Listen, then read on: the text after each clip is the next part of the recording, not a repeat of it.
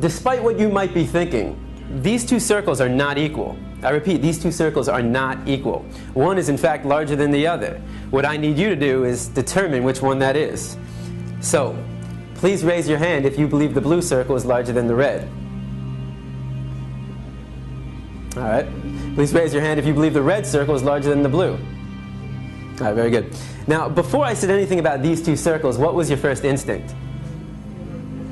Equal, right? Because they look equal. And the reason why they look equal is because, in fact, they are equal. These two circles are identical. Yet I got just about every one of you to raise your hand and say that they're not. So what did we learn? That you can be manipulated like that to believe in something that goes against your natural instinct. Just imagine as a child you're taught that the blue circle is larger than the red. If you say it enough times, you convince yourself that's the truth. If you're told the lie enough times, it becomes part of your reality. And if enough people are taught that lie, that the blue circle is larger than the red, well, now it becomes part of the culture. And if that culture then passes that misinformation along to the next generation, well, now it becomes tradition.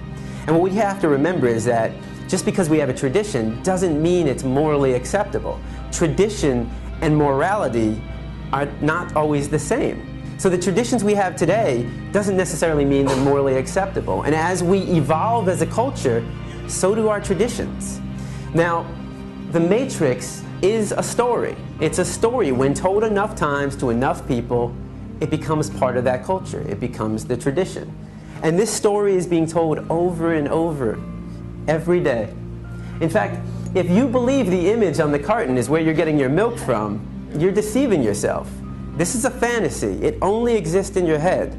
It's a blue pill fed to you by the industry to get you to buy their product. This is the Matrix, the lie we tell ourselves about where our food is coming from. The reality is far more disturbing. 90 to 95% of the milk, the meat, and the eggs that we consume in the United States are coming from these conditions. Now, this is called factory farming. This is where you take thousands of hens, pigs, and cows, and you confine them into warehouses. In fact, every year in the United States, 10 billion, right? 10 billion cows, pigs, and chickens are being slaughtered for food. So what that works out to be is that every second in the United States, 300 animals are killed, just like that. So 300, 600, 900, 1,200. By the time I'm done talking today, there'll be over 1 million animals that have been slaughtered.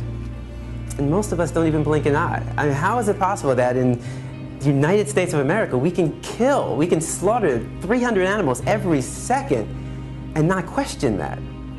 Because of the story we've been told. The story justifies the action.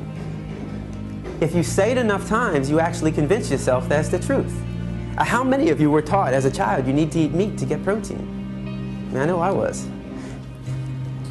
How many of you were taught you need to drink cow's milk to get strong bones?